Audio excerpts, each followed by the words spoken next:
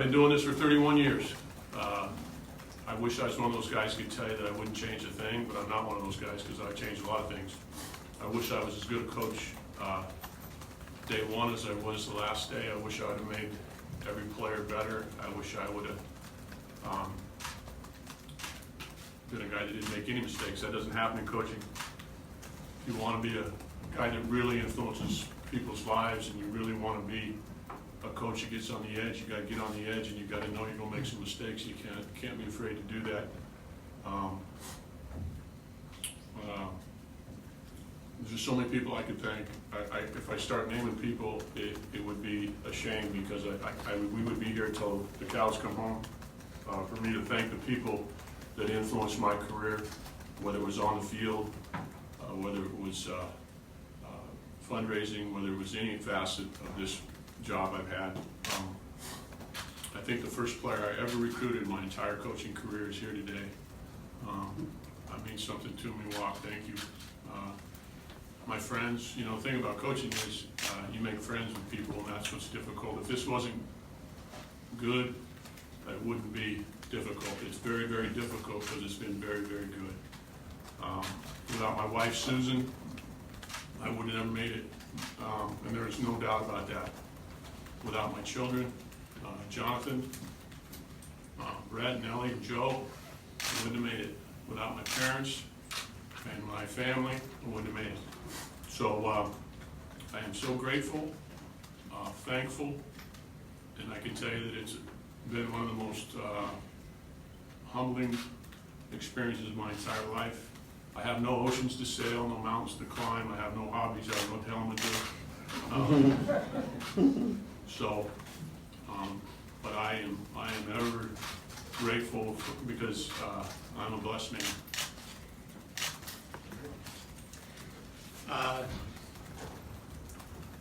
I think all of us appreciate all that Pat has accomplished here, and what I find interesting is you think about someone who wins 3 national titles in a sport. Think about it in journalism, winning maybe 3 Pulitzer Prizes, and the first thing you do is talk about your own shortcomings and what you wish you could have done better. I think everybody recognizes that Pat Casey is a pretty special person.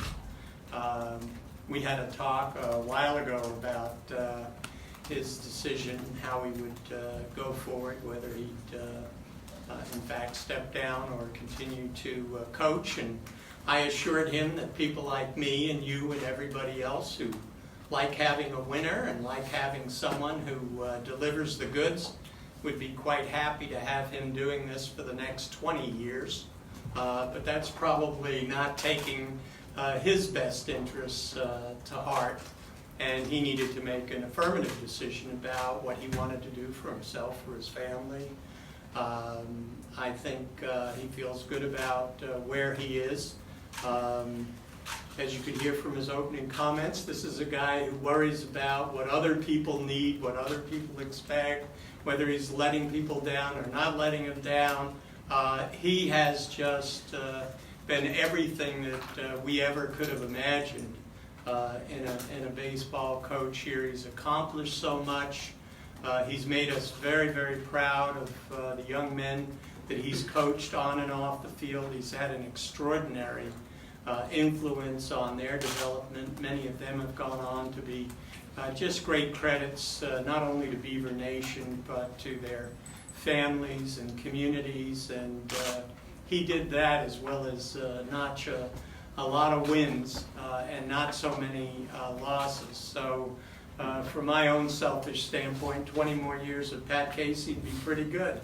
But I actually care enough about Pat, not just as a coach, but as a friend and a person, that I really want him and Susan and their family to be happy, and they deserve to have time for themselves and to pursue other interests. Pat isn't sure what he's going to do. You know, I know.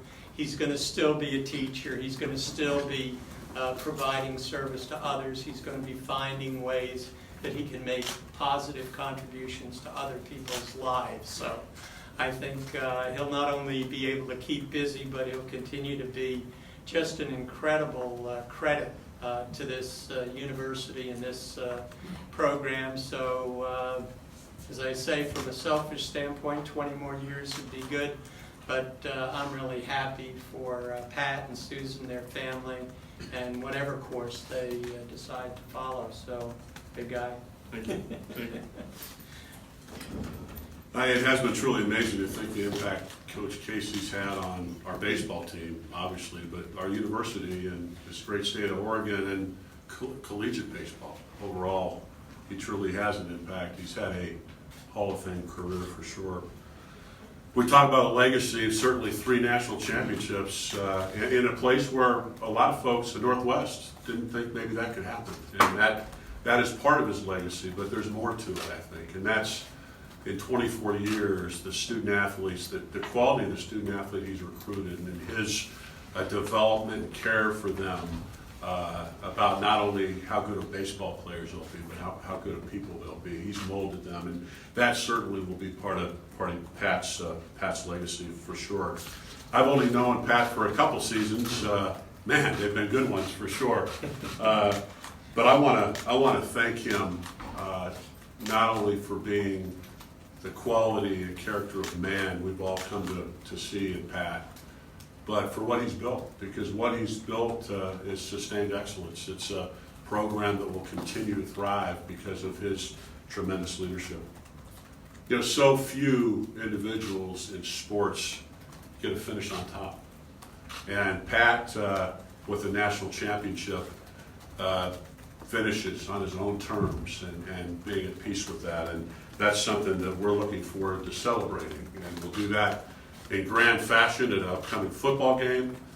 And oh, by the way, I want to mention to you all that as we think about Goff Stadium and the renovation, that right deck area will be named Casey Corner moving forward. So we're pleased to do that. Pat will be around once he takes a break. We'll move him over to Associate Athletic Director and continue to utilize those teaching skills and in a mentorship capacity with our coaches and helping me with some fundraising and being an ambassador for our university. So we couldn't be more delighted, although losing the best coach in America, we'll continue to gain him as a quality individual in helping our athletic department continue. We've named Coach Pat Bailey as our interim, and we look forward to his leadership and Coach Yeski as well. Two of the finest assistants in the country continue to run this program, and we couldn't be more excited about that. The continuity that's in place, again, the program that these student athletes have built under the leadership of our assistant coaches and Pat Casey as well.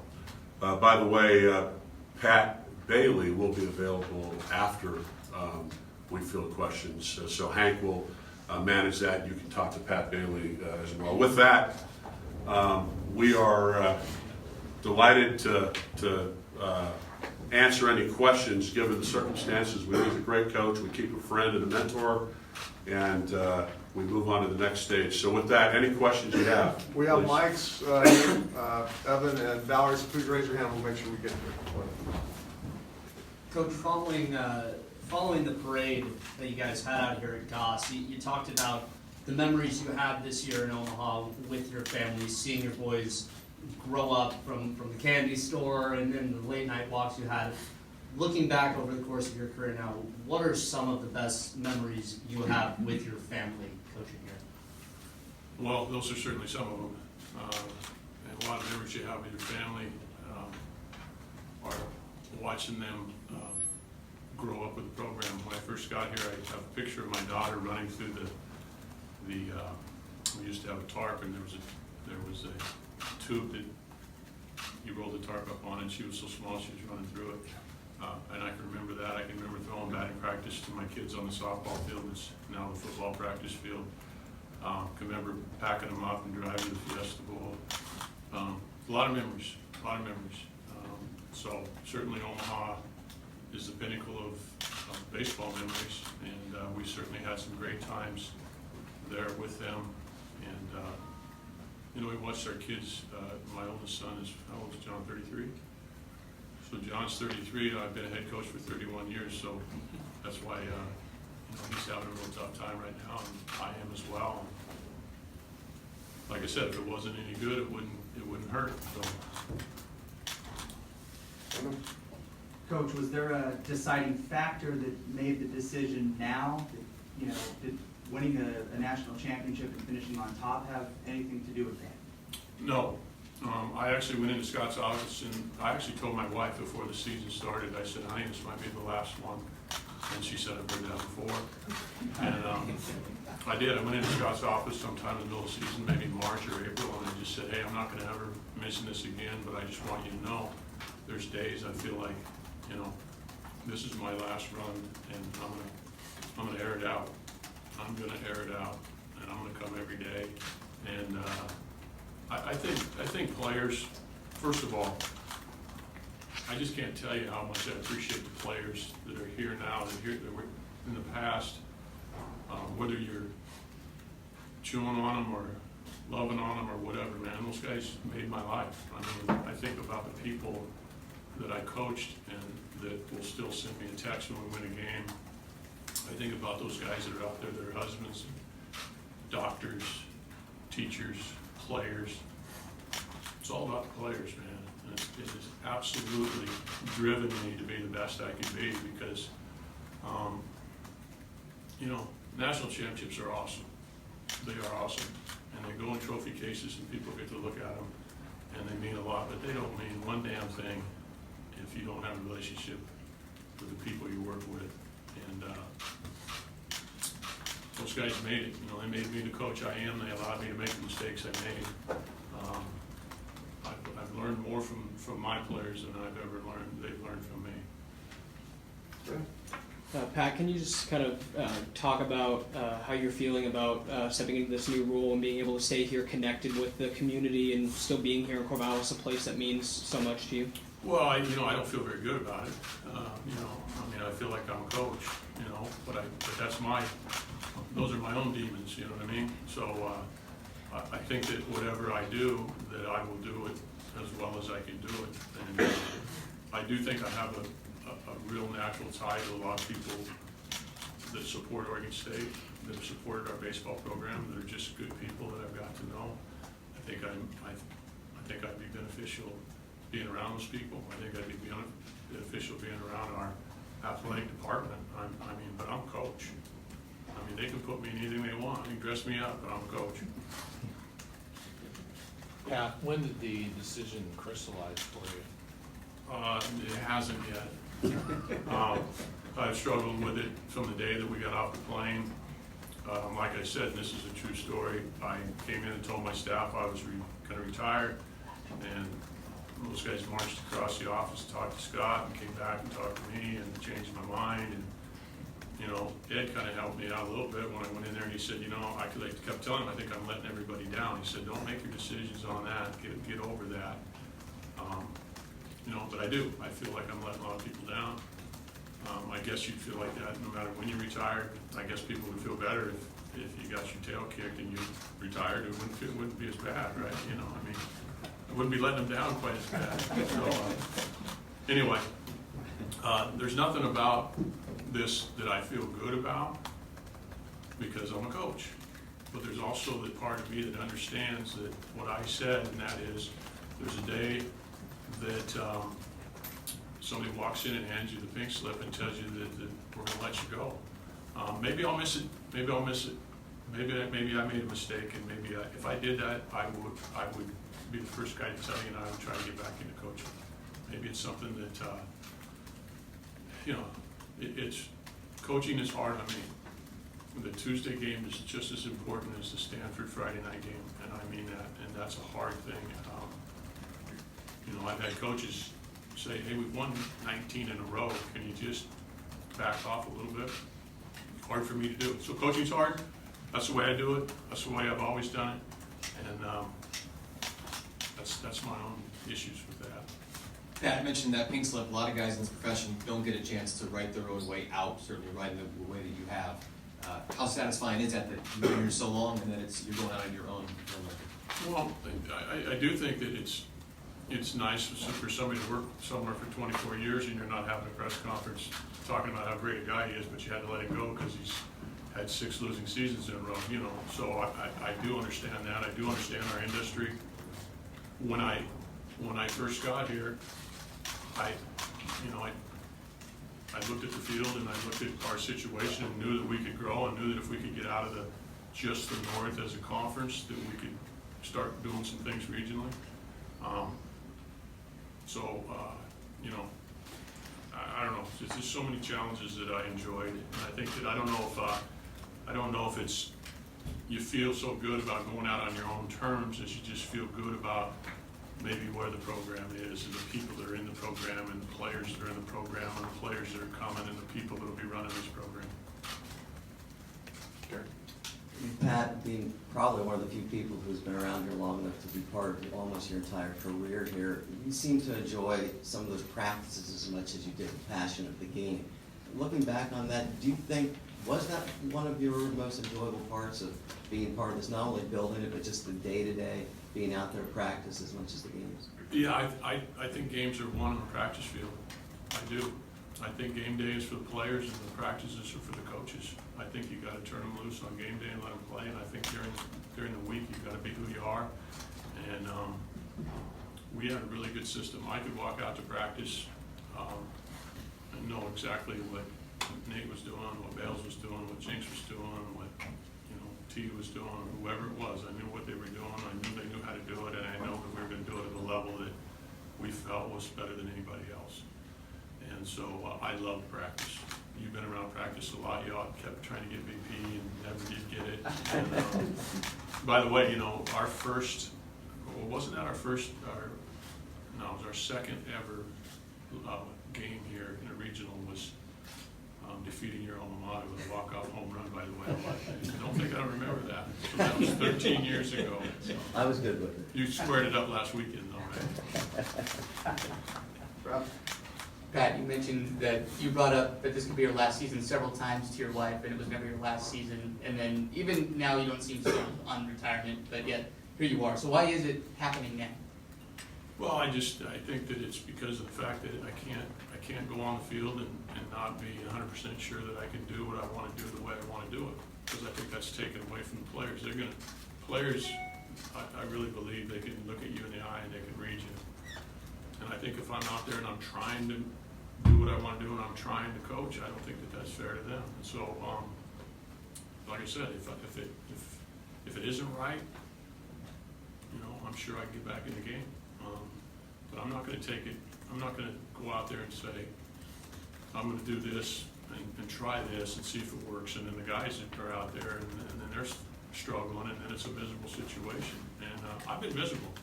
We won a national championship, and guys asking where you're at, how come you don't come out, why don't you do this, and I think that's okay.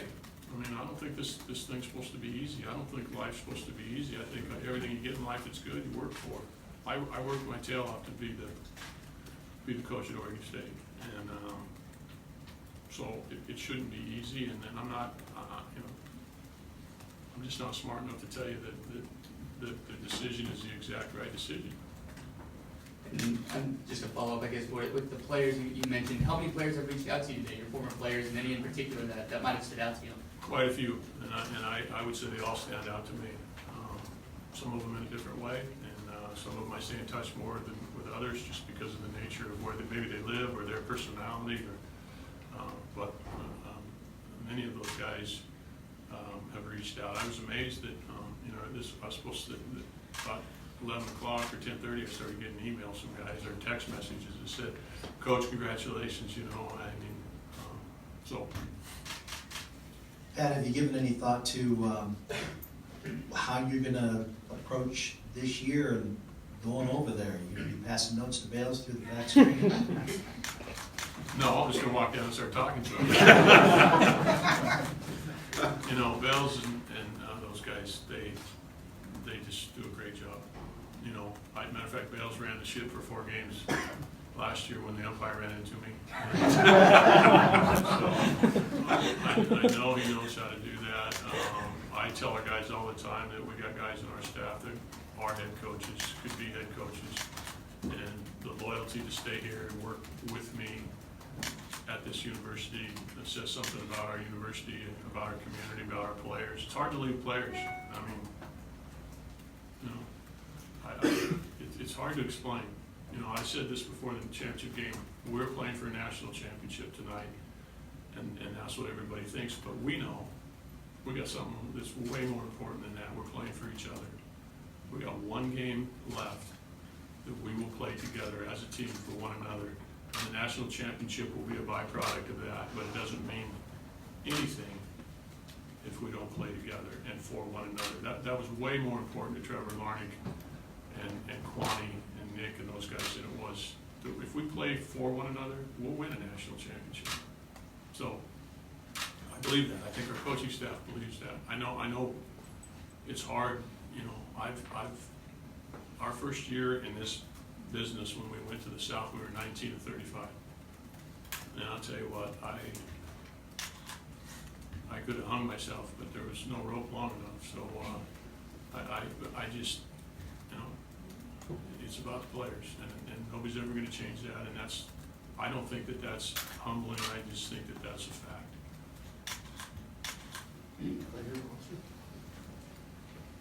Pat, the last couple of years, you experienced great success, and you also had to deal with some things that went beyond the game of baseball. Was that hard on you? Did that wear on you in a way that was different than just the grind of coaching? I think the things that wear on all coaches are the things that happen that a lot of people never are aware of, whether it's a kid that loses a parent, whether it's a kid that has an academic problem, whether it's a kid that has a girl problem, whether it's, if we could just coach, you know, you just walk out there, you don't have an office, you don't have a cell phone, you don't have a computer, you just have a team. Guys have coached for a long time, you know, but you know, that's not how it works. And so I choose to just try to be as close as that I can. I've never been on Facebook. I've never been on Twitter. I do have a Twitter account because Hank puts stuff on there. I've never read a Twitter, I don't know what you call them. I've never read a Facebook exchange, I don't know what you call it, sharing, something like that. I read my emails and I read my text messages and I answer my phone. And all the other stuff is, you know, I get it. It's life, and life's not easy, and sometimes it's tougher. And when a young man or a young lady is on your team and you're a coach, and they have a tough time, you have a tough time. Scott, you chose Pat Bailey as the interim head coach. Why interim? Why not just head coach? And then why not make, if he's not going to be the full-time coach, why do the search at the end of next season? Why? So the timing, certainly, Kerry, had a lot to do with the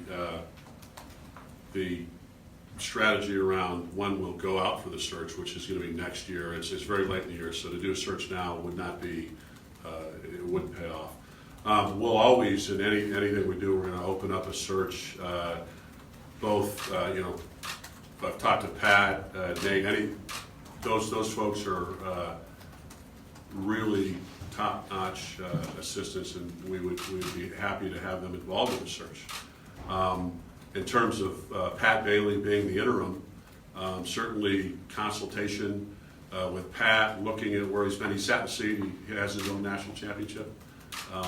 He's been head coach. He's associate head coach now, so it's a natural. But I want to underscore the fact that we're blessed to have two assistant coaches at the caliber of Nate Yeske and Pat Bailey. Anything else? Thank you, gentlemen. Thank you. Elma Hank here will have Pat Bailey a little bit.